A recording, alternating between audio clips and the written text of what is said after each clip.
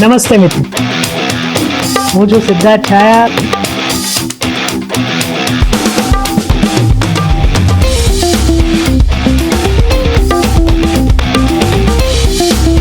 તો સ્વાગત છે તમારું સિટ ટોક્સમાં. નમસ્તે મિત્રો, આજે આમ તો 2 ગુજરાતી ફિલ્મ આવી છે, પણ એક ફિલ્મ હું કોઈના નામ નહીં લઉં, એના શો જ નહીં મળ્યા, અને બીજી ફિલ્મના શો એવા સમય હતો જ્યારે જઈ શકાય એમ હતું નહીં. પણ તેમ છતાં આ ફિલ્મનો મેં પહેલો ભાગ જોયો હતો, એટલે બીજા ભાગ જોવાની ઈચ્છા હતી જ. એટલે 2-3 દિવસથી નક્કી કર્યું કે જો આવો કોઈ સંજોગ ઊભા થાય તો આપણે આ જ ફિલ્મ જોઈ છે. એટલે આજે આપણે દે દે પ્યાર દે 2 એનો રિવ્યૂ કરવા ભેગા થયા છીએ. નમસ્કાર, હું છું સિદ્ધાર્થ છાયા અને સિટ ટોક્સમાં તમારું ફરીથી સ્વાગત છે. ચેનલ સબસ્ક્રાઈબ કરી દેજો, પહેલી વાર આવો તો પણ, અને વારંવાર આવો છો અને ભૂલી જાઓ છો તો પણ. વાર્તા દે દે પ્યાર દે 1થી આગળ ચાલે છે, અને ફિલ્મમાં પણ એવું જ છે. જાવેદ જાફરી આપણને જ્યારે ટાઇટલ્સ આવતા હોય છે ત્યારે બધું યાદ દેવડાવે છે કે પહેલા ભાગમાં શું થયું હતું. એટલે અજય દેવગણ છે એના છૂટાછેડા ઓફિશિયલી તબુ સાથે થઈ ચૂક્યા છે, અને હવે એ રકુલપ્રીત સિંઘ સાથે સંસાર માંડવા માટે તૈયાર થયો છે. પણ રકુલ કહે છે કે ભાઈ તે મને તારે ઘરે લઈ ગયો હતો, તો હવે મારા ઘરની પણ મંજૂરી જોઈએ. મંજૂરી નહીં, પણ એટલીસ્ટ ખબર પડી જવી જોઈએ. અને એને ઘરે લઈ જાય છે, અને પછી આપણે જેમ ટ્રેલરમાં જોયું છે એમ એના માતા પિતાને, ખાસ તો અજય દેવગણની ઉંમર, સાચી ઉંમર ખબર પડે છે, એટલે વાંધા પડે છે. અને પછી થોડા કાવા દાવા ને ટેન્શન ને લડાઈ ને ઝઘડા ને કોમેડી પણ આ બધું થાય છે, અને ફિલ્મ અંતે પૂરી થાય છે. હવે આ ફિલ્મમાં જો રિવ્યૂ કરીએ તો જે પહેલા ભાગમાં લગભગ 80-90% કોમેડી હતી, અહીંયા ઇમોશન્સ ખાસા છે. પહેલો હાફ જેને કહીએ ઇન્ટરવલ પહેલાં, તો એ તો કોમેડી જ કોમેડી છે, પણ બીજા હાફમાં ઇમોશન્સ ખૂબ છે.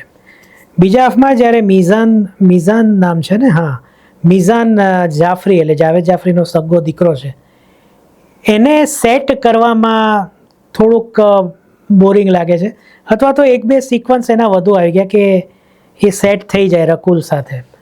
તો એ 2-4 એક્સ્ટ્રા કરવામાં થોડું એમ તો કે હવે આ બંધ થાય તો સારું, અમે સમજી ગયા કે આ શું ચાલી રહ્યું છે. અને પછી થોડુંક 1-2 સીન છે એ એક્સ્ટ્રા થોડા લાગ્યા. બાકી ફિલ્મની પકડ જબરદસ્ત રહે છે છેકથી છેક સુધી. કોમેડી અને મેં કીધું એ પ્રમાણે ઇમોશન્સનો બરાબર મિશ્રણ છે, અને એને કારણે મજા આવે છે. સિનેમેટોગ્રાફી અદ્ભુત છે. આમ જો તો મોટાભાગના દ્રશ્યો ઇન્ડોર્સ છે, કોઈ ખાસ આઉટડોર આપણને જોવા નથી મળ્યા. ચંદીગઢ દેખાડ્યું છે, થોડું ઇંગ્લેન્ડ છે, કોઈ એક એવો બંગલો છે જે ખબર નહીં ક્યાં છે, પણ બહુ વાઇબ આપે છે એનિમલના બંગલા જેવી, કે સામે જ ખેતર હોય, જે પ્રેમ ચોપરાનું ઘર હતું ને એવું બહુ લાગતું હતું. પણ ટૂંકમાં આઉટડોર સીન ઘણા ઓછા છે, ઇન્ડોર્સ છે, અને એને કારણે જોવાની મજા આવે છે. કોઈ ખાસ તકલીફ આપણે લેવી પડતી નથી. હવે મેઇન વાત કરીએ તો વાર્તા જે રીતના પતિથી ત્યાંથી શરૂ કરી અને એને પછી એક એન્ડ ઉપર લાવવી, આટલા બધા કોન્ફ્લિક્ટ પછી, એ લવરંજનની આમ જુઓ તો હતોટી છે. આ એમણે ડાયરેક્ટ નથી કરી, પણ એમની જે વાર્તા છે એ એમણે જ લખી છે, એટલે બહુ એના ચમકારા જોવા મળે છે.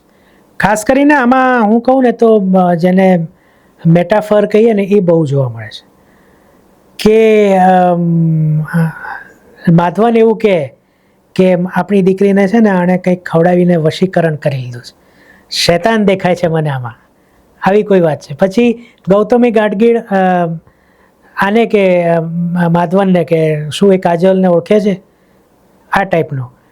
પછી એક મેટાફર એવું આવે છે કે હમ દિલ દે ચૂકે સનમનું રિપીટ થાય છે. અને છેલ્લે જ્યારે જે ઈશા દત્તા છે એ તબુને ફોન કરે, એટલે આ બધું ઘણું જોવા મળે છે. પછી એક ડાયલોગમાં અજય દેવગણ જાવેદ જાફરીને કહે છે કે આ બૂગી નથી, એટલે ઘણું બધું એવું જોવા મળે છે. ઘણીવાર આવું શું થતું હોય છે કે આવું જ્યારે આવે ને ત્યારે મેઇન જે ધ્યાન હોય ને એના પરથી તમે ભટકી જાઓ. પણ આમાં બહુ કંટ્રોલ્ડ આ મેટાફરનો ઉપયોગ કર્યો છે, તો એ મજા કરાવે છે. મેઇન વસ્તુ જે આ ફિલ્મમાં જે છે ને એ સ્ટોરી તો છે જ, પણ એની સાથે સાથે એક્ટિંગ. અને ખાસ કરીને હું એમ કહીશ કે આ ફિલ્મ ફક્ત 2 જ જણાની છે, 2 જ એક્ટરની, આર માધવન અને રકુલ પ્રીત સિંઘની. અજય દેવગણ છે એ સાઈડમાં હોય ને, જેમ કે શૈતાનની જ વાત લઈએ તો એમાં જેમ આપણે અહીંયા જોયું હતું આપણે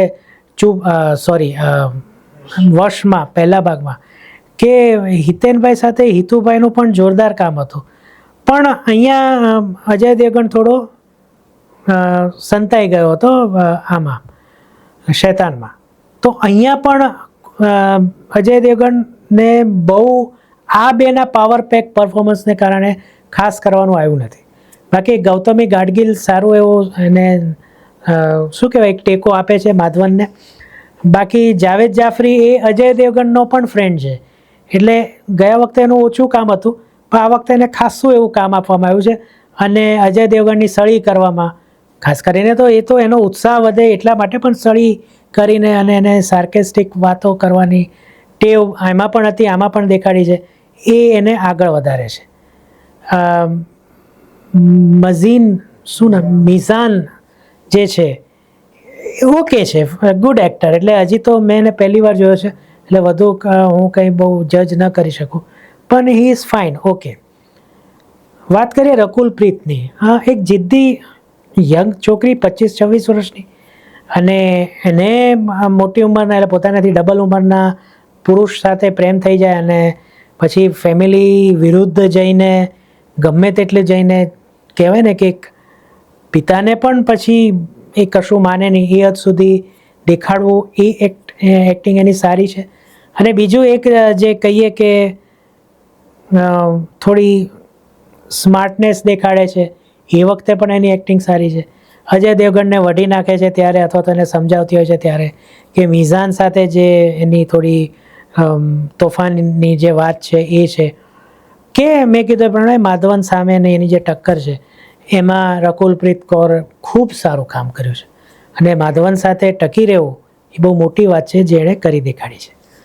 પણ આ ફિલ્મનો જે મેન ઓફ ધ મેચ છે એ ઓફકોર્સ આર માધવન છે. જેમ તમે આ થંબનેલથી જ આપણે જાણી લીધું છે કે આખી ફિલ્મ જ આમ જો તો માધવનની છે. એમાં પણ ઇન્ટરવલ સુધી તો એ જ છે. પછી આ બધું મેં કીધું પ્રમાણે પેલું સેટ કરવામાં થોડું એ વિખેરાઈ જાય છે. અગેન છેલ્લે પછી અડધો પોણો કલાક એ પાછું ફિલ્મને પોતાની અંદર લાવી દે છે.